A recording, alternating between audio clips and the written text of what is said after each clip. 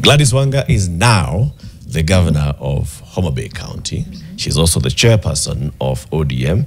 She'll tell us it's the biggest political party in Kenya. South of Sahara. Not just Kenya. Not just.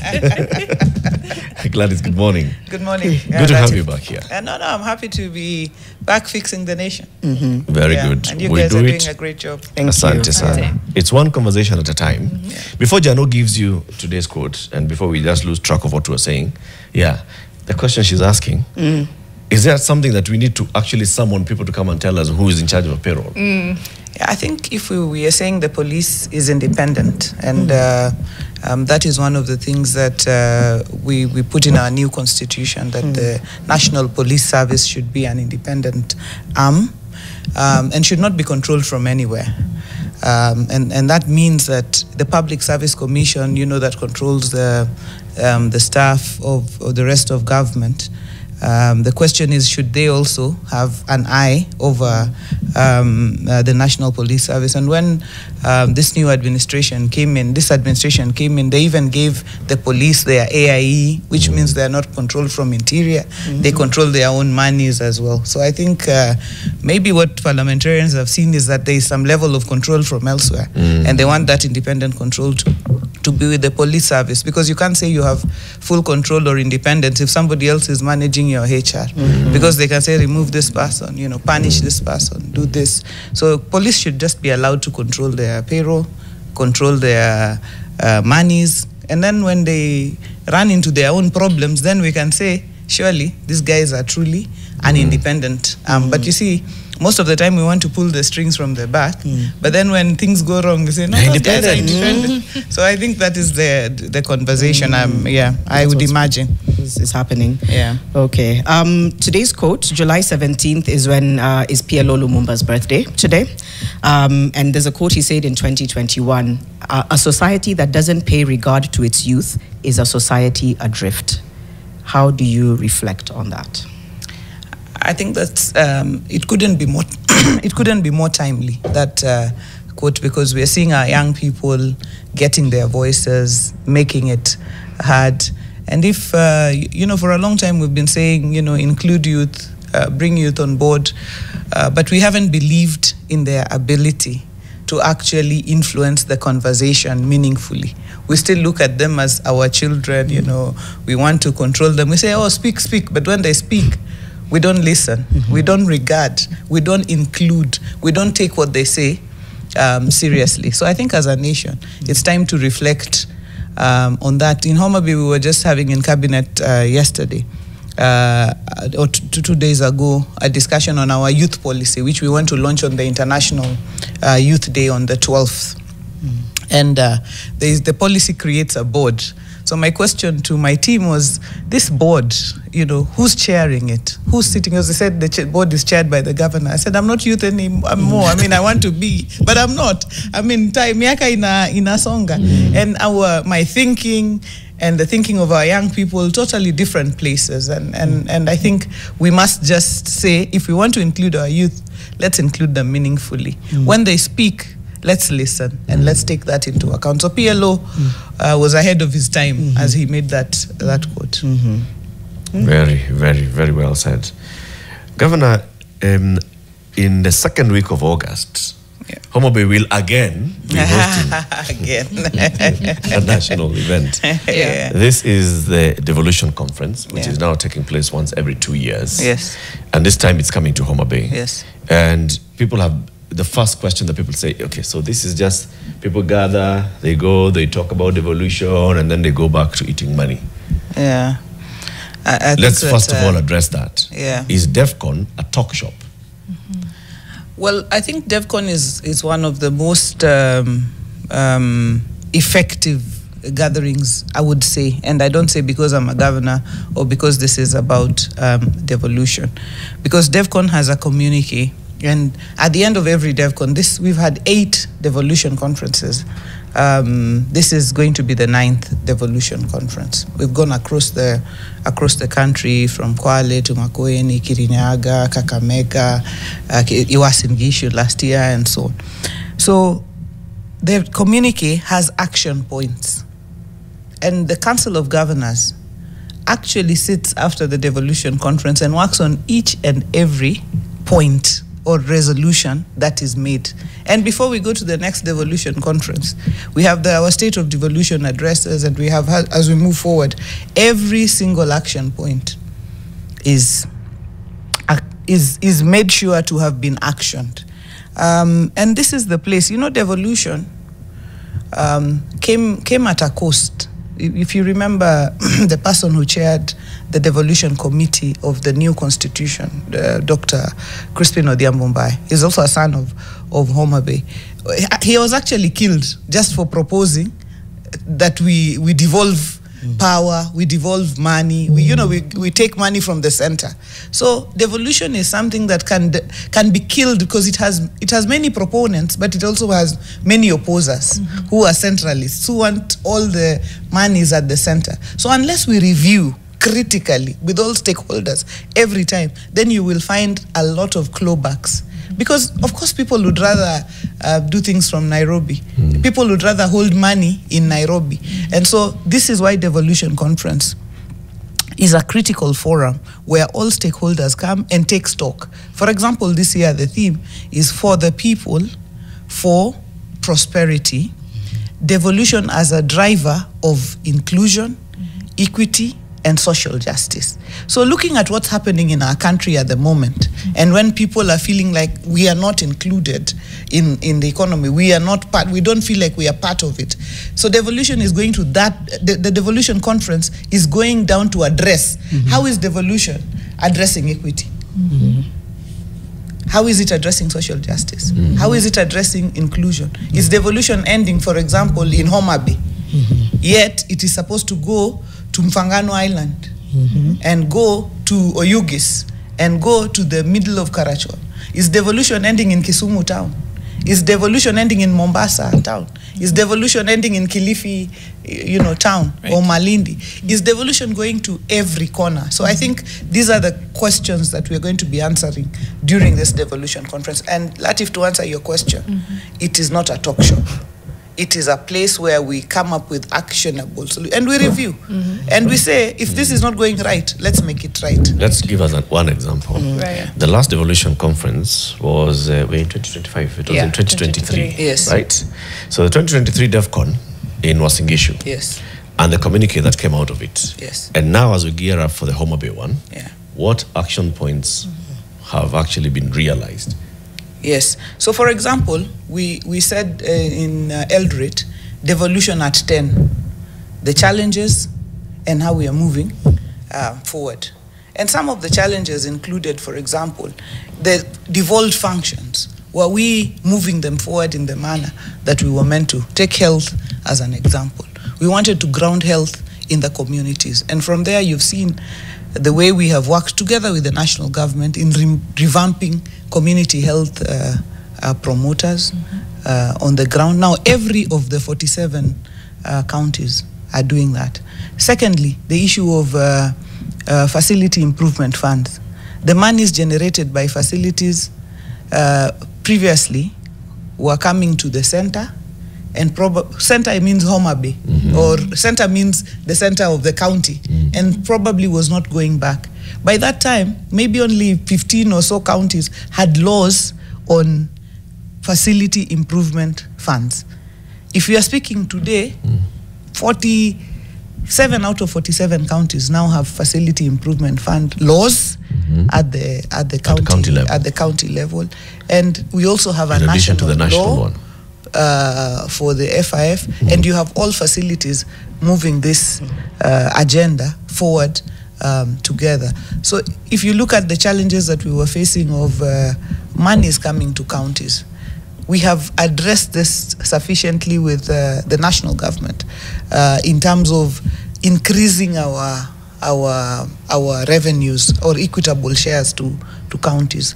Last year, we were to move to 420 billion. but because of the finance bill collapsing, we didn't get there.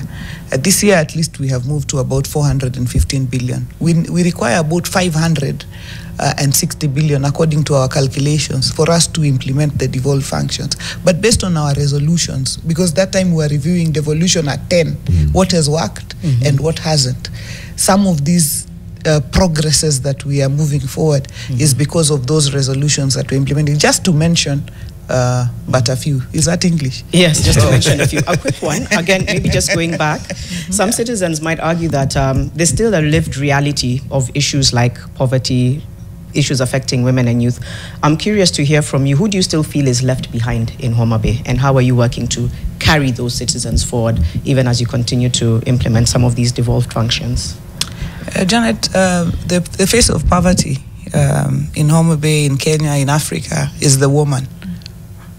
Whether you look at agriculture, or whether you look at the people struggling with water, or whether you look at people struggling with healthcare. So I feel like women are still behind and require to be lifted. And that is why we've implemented programs around water, making sure we've done about 120 or so boreholes, making sure that women can access water more easily. We've provided input for agriculture, just making sure that women can access input for their farms. Actually, there are people who said they were not planting. They were never really planting because when it comes to input issues, we are out. Registering our farmers, registering these women, making sure that they have access to that subsidized fertilizer that is being provided by the national government, and that can only happen if you are a registered farmer. We've registered about 245,000 farmers there. Working on healthcare, Janet, women are facing the burden. Whether you talk about young women, so Homa Bay is one of the counties that have been leading in teenage pregnancies, for example, high HIV infections, and this, if you look closely, if you granulate that data, it's young women mostly getting new HIV infections, sexual and gender-based violence. So looking at our health system and improving our dispensaries at the very lowest levels, activating our community health promoters so that they can go to households and talk to young girls who may have gotten pregnant, because a lot of the mothers we have been losing, for example, are younger women, because they will have problems in labor, they will have, these issues. So just bringing the whole women, and I'm happy to report the other day we celebrated 50 days in Homa. Homa Bay for a long time also has very high maternal mortality. But now, today, we are on our 63rd day without a single death of a mother in Homa Bay. It's a big deal for us, because sometimes we were losing 5 mothers, 10 mothers a month. What? Sometimes we're losing 3, sometimes we're losing 2. But today, because of very robust programs we put in place, together with support of the Council of Governors, we have a review, what we call MPDSR, a review mechanism. Every Tuesday at 7, all the healthcare workers sit together to review any mother who died or a near miss. So if you are, including private facilities, if a mother dies in your facility as a private practitioner, you come there. It's a virtual meeting. I attend it with all the healthcare workers, and you present, why did that mother die? And your fellow doctors tell you, no, this should have been this way, this should have been this way. And then on the Thursday, now people come for a training. So there is capacity improvement on Thursday based on what happened on Tuesday. And with that, we now have 63 days without losing a single mother. So who is left behind? Women. Who is left behind? Young people, whom we are also trying to bring in the space. Our boda riders who don't feel like, they are moving forward. Our young people who don't have skills, we are giving them a scholarship program called the Fundi Mangula program. Our young people who can go to high schools, we're giving them the Fins to Swim scholarship. And so young people, women, people with disabilities, we have mainstreamed them in our government. I have a director. I asked the people with disabilities, could you second someone who can sit in this government and talk about your issues? So we have a director for special needs, Lucio Duar. She sits specifically to address these issues, apart from us making sure that in every program we are doing, these people come on board. I think those are the key groups. Then you have the fishing communities. They are always in the lake.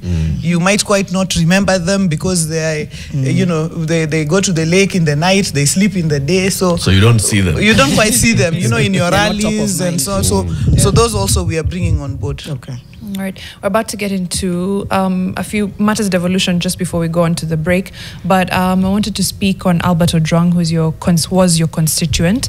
Yeah. And I know from policing matters, national and very independent. But to speak to perhaps of justice for Albert Ojwang, any follow-up with his family as far as what is happening, and any push from your office to find justice for Albert? I think first I must say that that was really, really sad. What happened to Albert shouldn't happen to anybody. It was really sad. And we spoke to the issues at that point, and we saw progress of the people who are at the station being charged in court. So what we are pushing for is we don't want anything to fall aside. So one, I'm in touch with the family constantly because it is also very traumatizing for a family who was living their quiet life to suddenly be thrust in the limelight. So I'm just following up with them every week at least once. What's happening? How is progress of the case? But also how are they doing? Because some thieves went and trying to steal from them and so on and so forth. So generally, how is their security? How are they doing emotionally, but also making sure, and we give our word that we must see justice at the end of the day, because some of these cases, when things are hot, they progress, then things start falling apart. You start seeing people being released. So that is what will make sure it doesn't happen. As a county, I mean, as governor of Homa Bay, the county may not be involved, but as governor and as a mother and as a leader, and as somebody who just has some level of influence that can push, I will cover for them. Yeah. I appreciate hearing that from you. On matters now, devolution, the money question has been, yes, it's been a hot one this year, last year, since the inception of basically devolution. But sometimes the COG can seem a bit toothless when we're doing this back and forth with national government and county governments. As governor for Homa Bay, and of course at ODM chair as well, what are you doing to make sure that devolution is protected and funded? Yeah, we can answer. Is it okay to answer that after, just after the break? The break? Yeah. Oh yeah. Just hold on to that. It's a very critical question. But we're coming back, hosting, of course, Honorable Gladys Wanga, Governor of Homa Bay, ODM Chair, just talking a little bit more matters devolution. You can also speak to us on our digital platforms. We'll try and see if we can sample some of your questions. It's coming up to 7:30. We're back in a moment. That's so cool. I want to give you my job. Just give me a WhatsApp Nation video like that one after the show. All right? Just that one. Yes. Fantastic. I've already learned from you, so yay. I'll Okay. be sharp on it. Yo. 0112-500-400 is the number. Yeah. Homa Bay County is hosting this year's devolution conference that will be taking place from the 13th to the 15th of August. It's the 9th DEFCON. And of course, Governor Gladys Wanga as the host. It's co-hosted by the Senate, so it's you plus the senator as well, and the others. So as the host, she's here to talk about devolution and how far it's gone. Mariam, before the break, you'd asked a question about money. Yes. And yes, Governor, you're saying, devolution as it is right now, we've costed it at over 500 billion shillings. We're only getting slightly over 420 billion shillings now. And the push and pull is something we witness every financial year. Oh, hakuna pesa, iko pesa, hakuna pesa. It's like the national government is giving money to county governments. That's not the structure of our constitution. So why do you have negotiations with national government like you're begging? I think, Glass, if you got it. Because some people feel like we are getting some money, that we are like we have a begging bowl, and national government is donating some money to devolved units, which is not our constitution. Our constitution anticipates 2 levels of government, and these 2 levels of governments are independent, but they are interdependent, they cooperate, but they are distinct. So we have 48 governments. And in terms of sharing the equitable share, the thing is, every county could have been told, collect your money and spend it. But now we said, no, for this to work, let us have a collection point centrally at the national level, and let not less than 15%, as defined by the Constitution, go to the devolved units, and let funds follow functions. So, for example, if health is devolved, let health funds go to counties.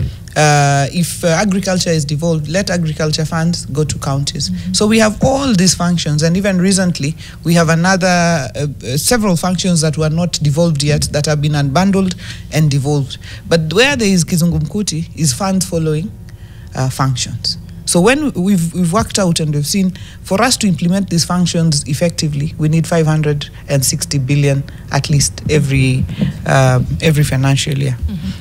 What we have now, after push and pull, because that push and pull is there every year, county said 560.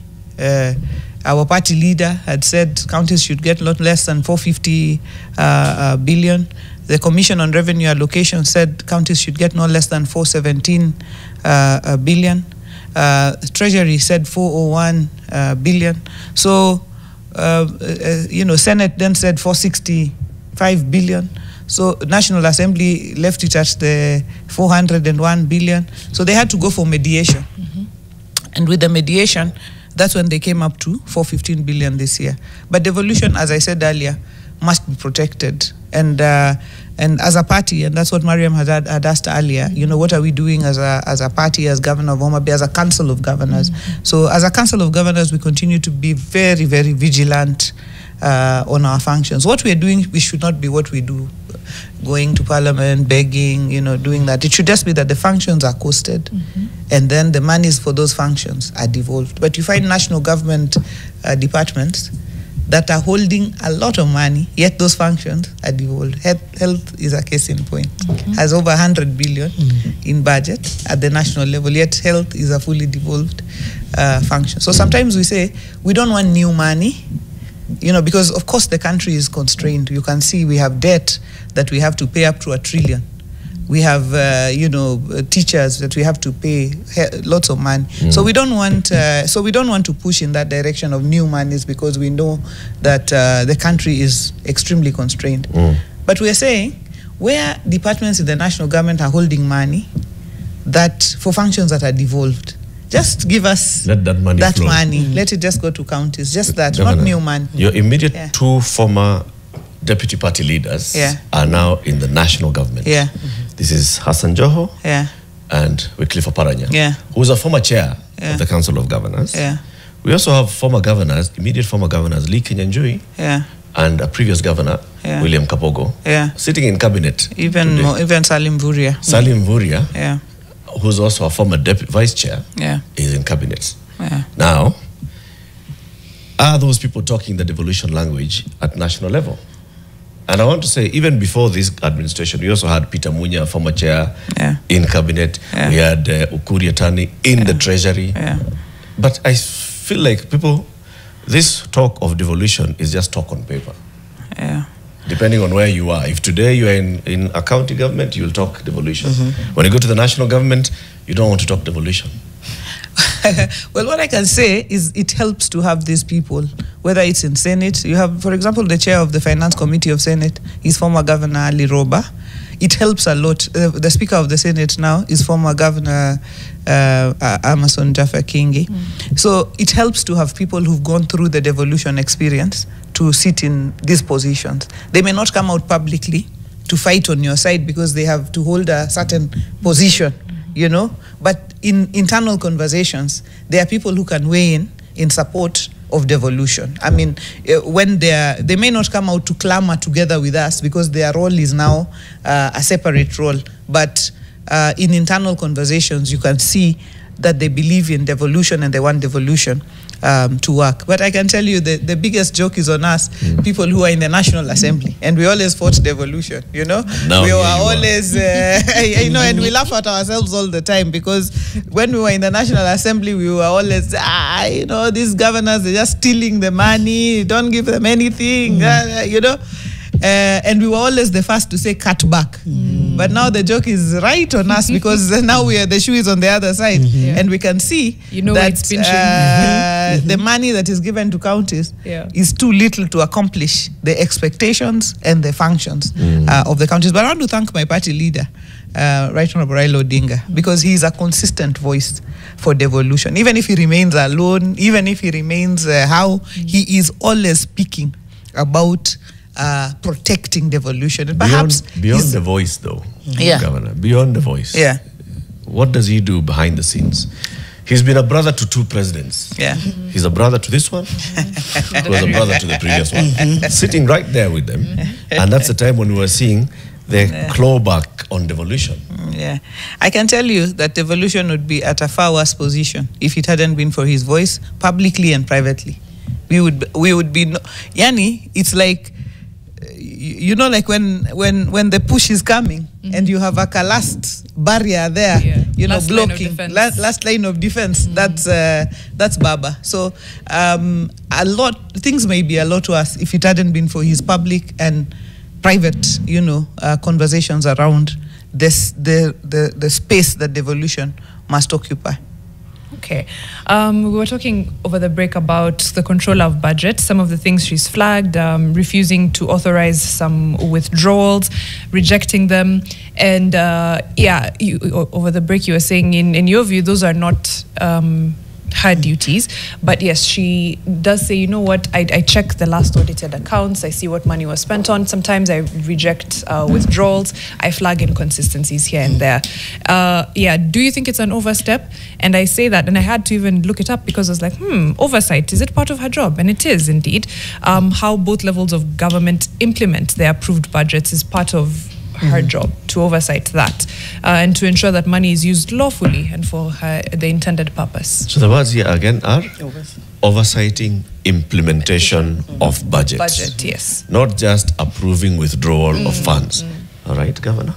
Exactly. And I want to say that CPA Margaret Nyakango, who's our controller of budget, strong woman, we approved her. From Homa Bay. No, she's from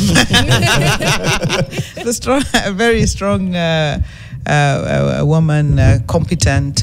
We approved her in the National Assembly when I was there to become the controller of budget after Agnes Odhiambo, who was the previous controller of budget. So, and she knows her staff, knows what she's doing. The area where it becomes sometimes conflicting is you know, when you oversight implementation of the budget, what does that mean?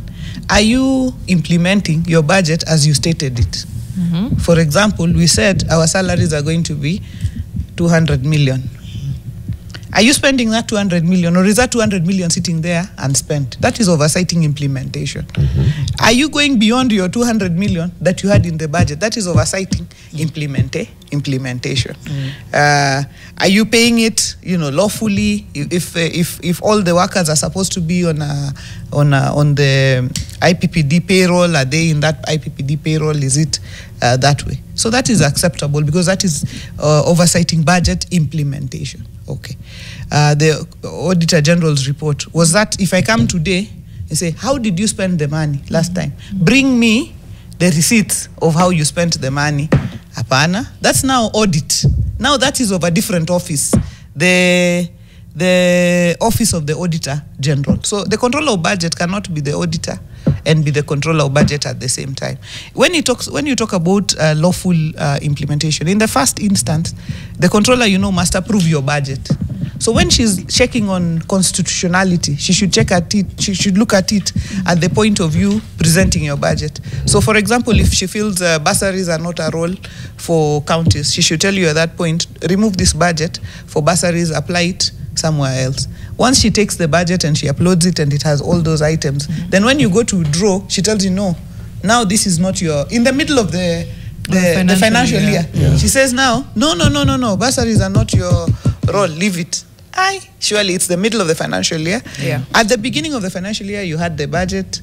You should have checked said it then. That part I get. and so on and the so earlier, forth. the earlier, the better. Yeah. But Eric was using this idea of like, okay, if last year if I am oversighting the implementation of your budget, and I can see now from the Auditor General's reports that last year this was not spent on what it was meant to be, or there was misappropriation, or this and that, then would it really be? Would I be performing oversight if again I give you money for the same thing this year, I say tick? Mariam, if it's on my budget and you're the controller of budget, you give me the money.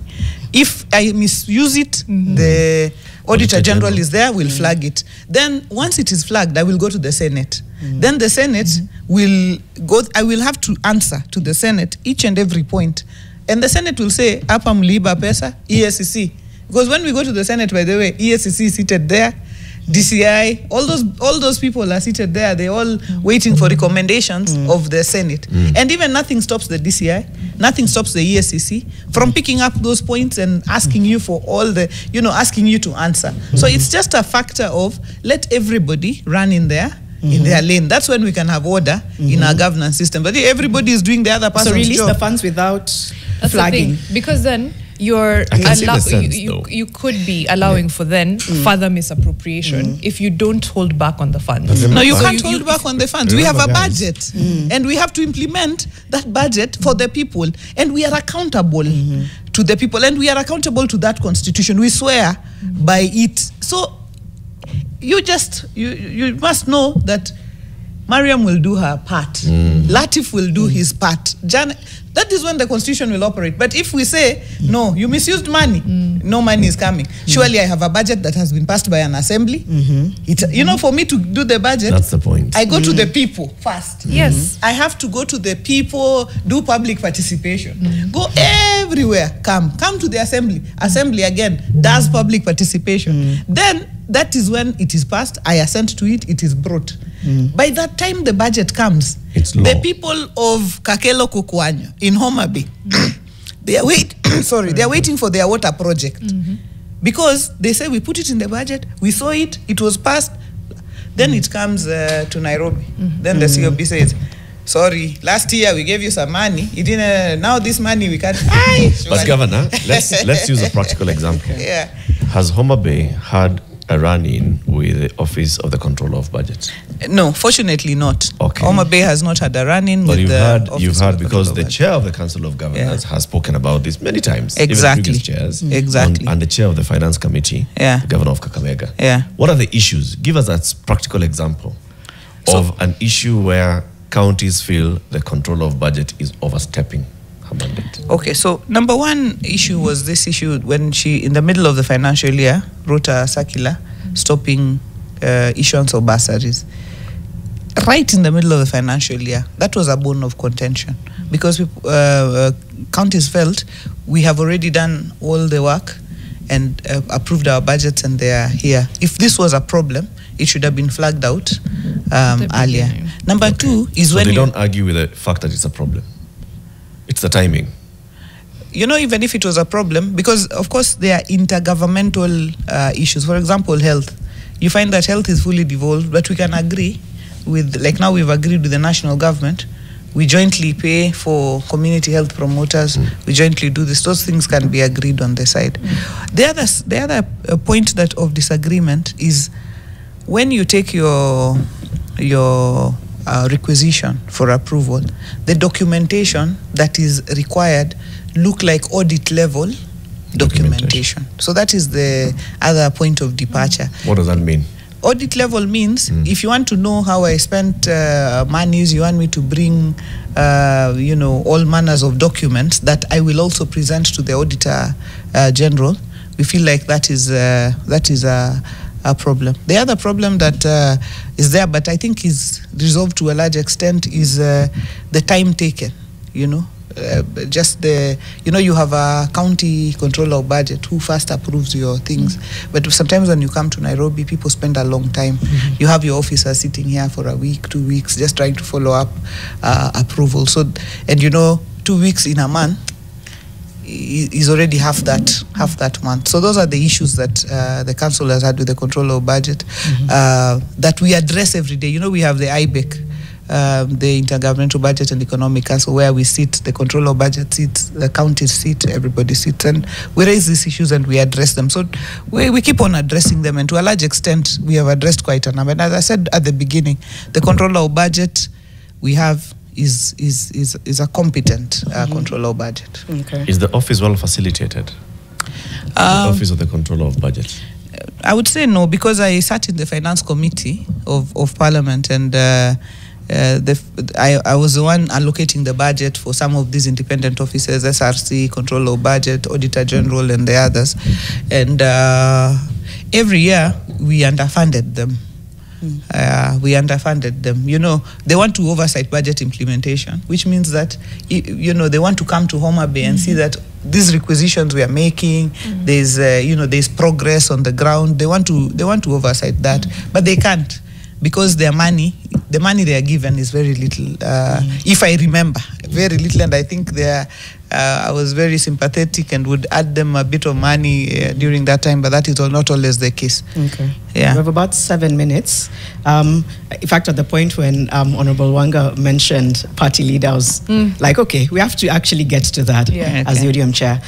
It's a question people have asked before. A party that was once seen as resistance is now a party of political convenience in many ways. I just want you to reflect on that. I know when we had you here last time, we asked you the same thing. Who is bold enough to say within the party that we are losing sight of being political, a resistance party rather than a party of political convenience? You know this thing of resistance party? Was it not? There is no party that is formed for resistance. Every party is formed with the intention to capture power. This is the intention of every political party. As ODM, we've not been fortunate in the last couple of years. We are celebrating 20 years this year. So our movement, our intention is to capture power, but there are certain ideals that we also stand for. You know, we are a movement for social justice. We are a movement that speaks for devolution. We are a movement that is pro-poor. We are, we are a social democratic party. Idealistically leaning, and I want to explain here that this year, not last year, for example, when this country was on the precipice, and you guys remember, and maybe people don't take it as seriously, but even if political parties exist and there is no country, then there is no existence. And we were at the precipice, because by the time after 25th of 2024, the military was already on our streets, trying to push back the people. If that continued for 2 days, another 3, another 4, if it continued for a week, we probably lose our nation. And as the second largest party in terms of numbers at that point, the president called out and said, how can who wants to work with me to stabilize this country? And our party leader said, let's work together in the stabilization of the country. And we didn't do it at night or in hiding. We put out our issues on an MOU, and we said these are issues that mean something for us. Extrajudicial killings, inclusivity, devolution, human rights issues, making sure nobody is left behind. These are our issues. The cost of living, no opulence in public service. These are our issues.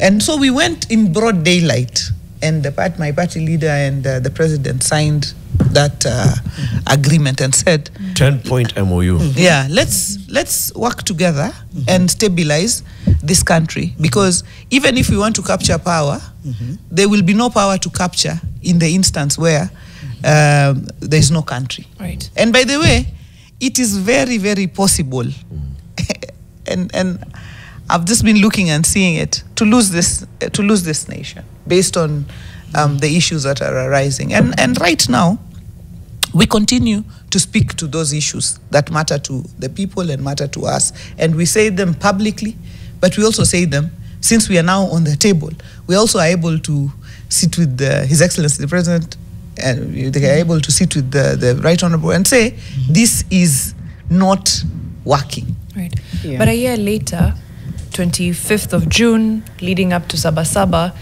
as of the last statistics from the Kenya National Commission of Human Rights, another 31 lives lost. I think 34. I don't want to get the numbers wrong, but either way, even one life would have been way too many. So then the MOU, the agreement, the 10-point agenda, everything becomes null and void. And it's a pattern of agreements, whether it's BBI, whether it's a handshake, whether it's a NADCO report, that Raila Odinga has had a lot of backing over the years, but uses it as a card to negotiate at the table. And then once he gets his seat at the table, everyone else who was behind him gets forgotten. Let me quote the MOU. Yes. Item number 6 on the MOU. The right to peaceful assembly and protests under Article 37, and compensation of all pending claims of abuse and derogation of this right. It says, the effort to uphold this right must involve not just taking the responsibility by officers who break the law, but also by the compensation of the victims of these derogations. An amnesty must be granted to those who are charged for offenses based on the exercise of their right to peaceful assembly. The police service must update their methods and processes of dealing with demonstrations and assemblies when they are held, and particularly when they have to be managed or contained. That is point number 6. Point number 4, promoting and protecting the livelihoods of young people. Urgent and massive investment must be made at all high potential sectors of the economy to create sufficient employment. Young people must be mainstreamed in all political spaces to bring their voices to the table. Okay? Now, ODM chairperson. Is this MOU being implemented, especially when it comes to protecting the people's right to peaceful assembly and holding officers of the law to account when those are breached? I think holding officers of the law to account, you'll agree with me that the two officers who have, first, the officers who were in Ojwang's case, previously we didn't see officers of that nature actually going and being charged, including the OCS. Everybody, they are already charged. The officer who shot Kariuki Bonefest and was seen has been charged also. I saw the other day. So in terms of holding officers to account, and you can see officers are now not, the recklessness with which they were last time, where they are just coming, and so on. They now know that you will take individual account. You will take individual responsibility for your actions. We have issues still with the issue of peaceful assembly, and the issues are on both sides. One is if protesters come, and we saw them, our Gen Zs and so on before 25th of June. I think it was the days preceding, where young people came to the street. In fact, they were dancing to music until late in the night. They were just jamming. Here, I think it was here at Nation Center. They're just the next street. They're just jamming. They're just happy, and so on, and nobody is bothering them. But you see, the level of our level of peaceful assembly sometimes gets infiltrated by people whose intentions are totally different. They come, they loot, they break into shops. They do that time. The demonstrations of the Gen Zs. You remember, sorry, even if you steal, Governor, your phone is being taken. Let me just interject here. Yeah. Since the signing of this MOU, yes, Albert Ojwang has died in police custody. Unfortunately, many others, hundreds of others, have died in police custody. Since the signing of this MOU, yes, according to IPOA, hundreds have died in the hands of the police. Or not in custody, but in the hands of the police. Yeah, in the hands of the police. Since the signing of this MOU, over 80 people have died in protests. Yeah. Okay. Since the signing of this MOU, there's been zero compensation or even talk of compensation for last year's events. Right. This point has not been implemented. Yeah. So just to add on to that, the amnesty for those protesting, as of today, there's about 80 people being charged with terrorism and about 40 others being charged with robbery with violence who are arrested during protests. Yeah. So I think the ones who are being charged at the very moment, if you ban police stations down, or if you steal people's things, surely the law must take its course. The people who have died in the hands of the police, very, very unfortunate. Extremely unfortunate. Just a question. A lot of the looting that we saw, a lot of the violence that we saw was by goons who seemed to enjoy police protection. So I'm very cautious when I see these people being charged with terrorism, that these were probably people who came out to genuinely exercise their right to protest and got caught up, as opposed to these were the people looting and burning police stations and all of that, because they were walking side by side with the police, and we saw those videos. No, but looting and burning police stations, surely, for you to be charged, you will have to be shown looting or burning a police station. You can't be charged if there's no evidence, because for you to be arrested, you have to be seen participating in those actions. I think it is important, and I don't want to appear to be protecting the police, because I think the police must take responsibility.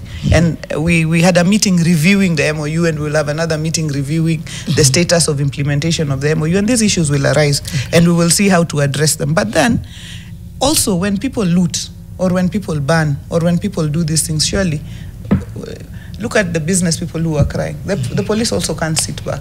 So let me say, in terms of implementation of the MOU, creation of jobs for young people and so on, there's progress, and I know there's no time. So maybe I think we'll leave there. We'll put a pin on it, because it really is a critical conversation. And I wish we had just 5 more minutes for me not to appear like I'm escaping the question. No. Yeah. Should we? Okay, maybe we just do 5 minutes after the break. Yeah, we'll just. Okay. Okay, can answer right now. Okay, fantastic. Answer right now? Yes. Good. Okay. So I think what I wanted to say about the implementation of the MOU, has it been perfect? No, especially on this issue of extrajudicial killings, especially in the arising of the issue where a peaceful protest is infiltrated. Then the police don't know what to do. We've seen police being beaten also, police being attacked and so on. So we will review as a party and see how to strengthen it further, how to make it better.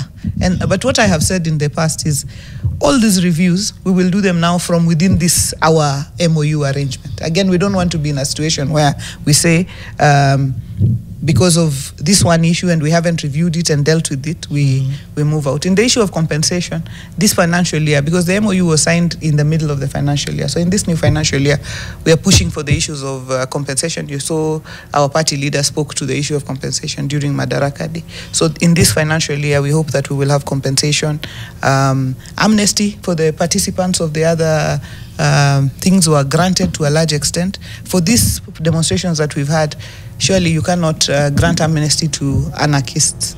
Again, if those people who enjoyed state sponsorship, and now the state is saying we are arresting them. So let people not protect them. People who are anarchists, let them just be arrested and let them face full force of the law. That is when we will know who are the true sponsors of those goons. Thank you. Okay. Wanted to still ask 2 more questions, but I think we're completely out of time. One, yes? Yes. Your party leader has said dialogue is the way to go. Is this the ODM position?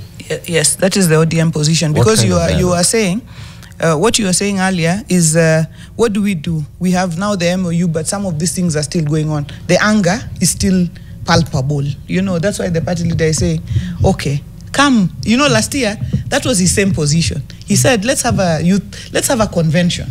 Let's talk as a country. What are these issues again?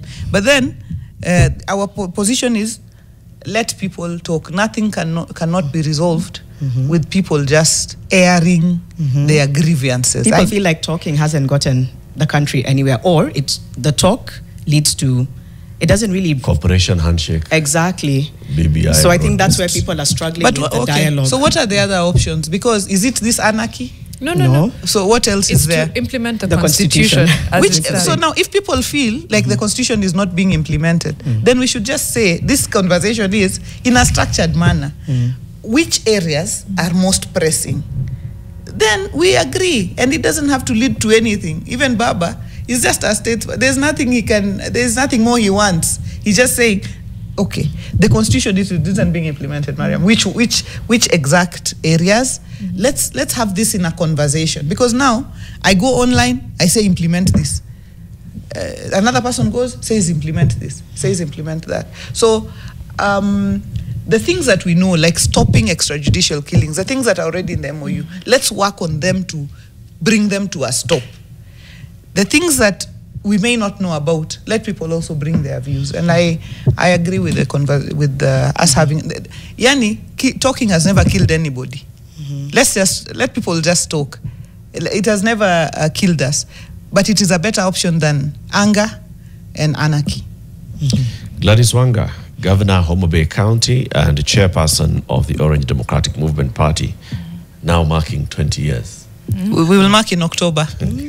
Has been our guest. Keep it here for more conversations. In this next hour, we are asking the question, should the age limit for drinking in Kenya be raised from 18 to 21? Was informing that. Keep it